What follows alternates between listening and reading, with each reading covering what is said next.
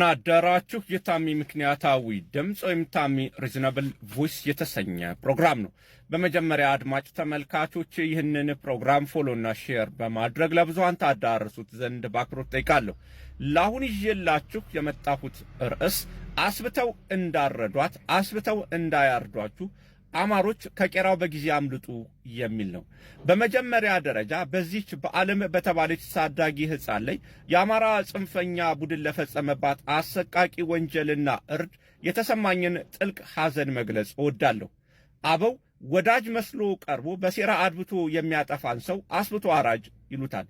ይህችን በዓለም የተባለች ወጣት የአማራ ጽንፈኛ ቡድን አስብቶ ነው ያረዳት።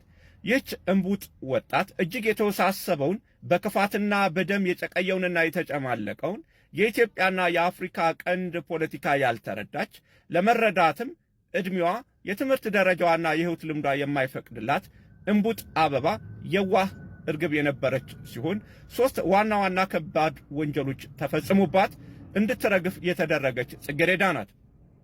የተሰራባት ወንጀልም አንደኛ ከ15 ዓመት ዕድሜ በታች እያለች የአማራ ጽንፈኛ ቡድን በወታደርነት መልምሎ ዓለም አቀፍ ሕግ ጥሶ የጦር ወንጀል ፈጽሞባታል። ሁለተኛ ሆን ተብሎ የአማራን ሕዝብ ለማበሳጨት በማለም ባልተለመደ ሁኔታ ከመሞቷ በፊት በነበሩት ጊዜያት ሆን ተብሎ በርካታ ፎቶና ቪዲዮ እየተቀረጸች በየሶሻል ሚዲያው ላይ እንዲለቀቅ ፓብሊክ ፊገር እንድትሆን አይን ውስጥ እንድትገባና በእሷ ላይ የሚደርስ ጥቃትና አደጋ ሕዝብን እንዲያስቆጣ ሆን ተብሎ ለማረድ የማስባት ሥራ ይሰራባት እንደነበረ ከአጠቃላይ የልጅቷ የሶሻል ሚዲያ እንቅስቃሴ መረዳት ይቻላል። ሶስተኛ በሚዲያ ፓብሊክ ፊገር ካደረጓት በኋላ እንድትሰባ ካደረጓት በኋላ ነው ሕዝብን ለማስቆጣት ሲሉ ያረዷት ራሳቸው ናቸው።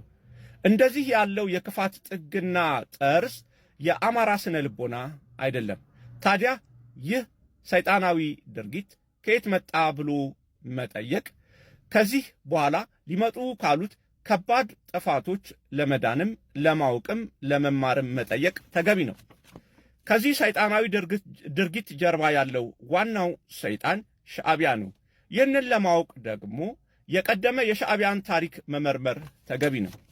ሻዕቢያ በ1960ዎቹ ማብቂያና በ1970ዎቹ መጀመሪያ አካባቢ በአስመራና በሌሎች የኤርትራ ከተሞች ላይ ሕዝቡን አነሳስቶ ወደ ጫካ ለማስገባትና በመጪው ዘመን ለስልጣኔ ያሰጉኛል፣ አይታዘዙኝም፣ አይገዙልኝም የሚላቸውን ኤርትራውያን ባለሀብቶች፣ ታዋቂ ሰዎች፣ ምሁራን፣ ካህናት፣ የማህበረሰብ መሪዎች፣ ወጣቶች በተለያየ መንገድ እየገደለ በደርግ ያመካኝ ነበር።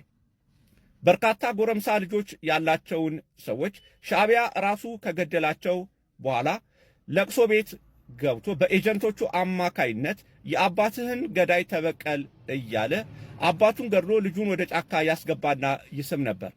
በአስመራ ከተማ ለራሱ ለሻዕቢያ ገንዘብና መረጃ ያሰባስቡ የነበሩ ታክሲ ነጂዎችን ሳይቀር ታክሲው ላይ ፈንጂ እየጠመደና እያፈነዳ እየገደለ ደርግ ገደላቸው ብሎ እሪ ይል ነበር። በመሃል ሀገርም በርካታ ተመሳሳይ ወንጀሎችን ይፈጽም የነበረ ሲሆን በተለይም በአንድ ወቅት እዚህ አዲስ አበባ ላይ ደርግ ለበዓል የታረዱ የበግ የፍየልና የበሬ ቆዳ ለእናት ሀገር ጥሪ እንዲሰጥ ለሕዝቡ ያውጃል። ሻዕቢያና አንዳንድ ጭንቅላታቸው የማይሰራ የኢትዮጵያ ፖለቲካ ቡድኖች በቅንጅት በሰሩ ሥራ ወደ ቀበሌ ቆዳውን ለማስረከብ የሚሄዱትን ወጣቶችና ልጆች ቆዳውን ድንጋይ ሞልተው ኮረኮንች ላይ እንዲጎትቱትና ቆዳው እንዲበላሽ ሲያደርጉ ሻዕቢያ በጎን በኩል ደግሞ ለደርግ ወጣቶቹ እያደረጉ ያለውን ድርጊት ጥቆማ ሰጠ። ደርግ በአብዮት ጠባቂዎቹ አማካይነት በርካታ ወጣቶችን ድርጊቱን ሲፈጽሙ እጅ ከፍንጅ ይዞ ተደበደቡ፣ ታሰሩ፣ የተገደሉም ነበሩ። ሻዕቢያ በዚህ ውስጥ 2 ዋና ዋና ዓላማዎቹን አሳካ።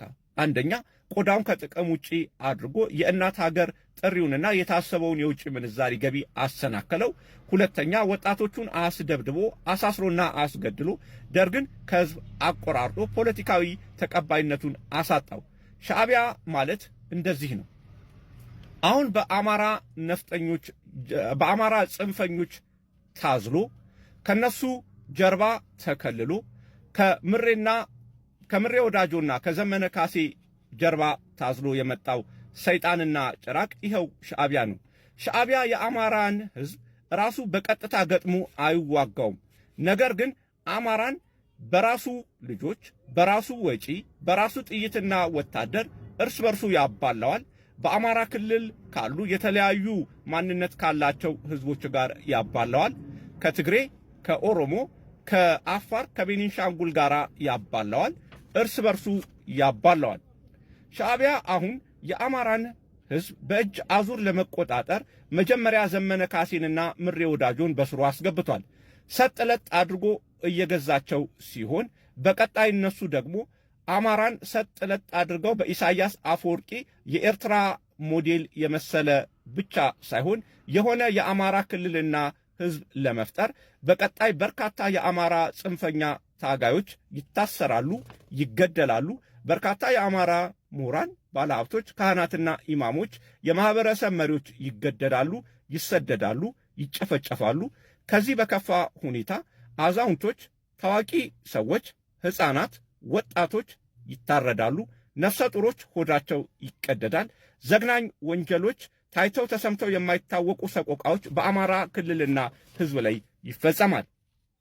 ይህንን በማድረግ ሻዕቢያ 3 ዋና ዋና ግቦቹን ማሳካት ያልማል። እነሱም አንደኛ፣ ኤርትራን የመሰለችና የሆነች እጅጉን የደቀቀች ጸጥ ለጥ ብላ የምትገዛ አመድ የሆነች የአማራ ክልልን አንገቱም ወገቡም የተሰበረ አማራን ለመፍጠር፣ ሁለተኛ፣ በአማራ ፍርስራሽና አመድ ላይ የበላይነቱን ማረጋገጥና የአፍሪካ ቀንድ ተጽዕኖን ማስፋት፣ ሶስተኛ፣ አማራ ራሱን በራሱ እንዲያጠፋ ማድረግ፣ አራተኛ፣ አማራ ከሌሎች ኢትዮጵያውያን ጋር አብሮ እንዳይኖርና የተገለለ ሕዝብ ማድረግ፣ አምስተኛ፣ ሻዕቢያ በአማራ ሕዝብና ክልል ላይ የሚፈጸመውን ወንጀል በፌዴራል መንግስቱና በመከላከያ ሰራዊቱ ላይ በማሳበብ እና በማላከክ ከዚያ የሚገኘውን የፖለቲካ ትርፍ በማፈስ የሚሉት ከብዙ በጥቂቶቹ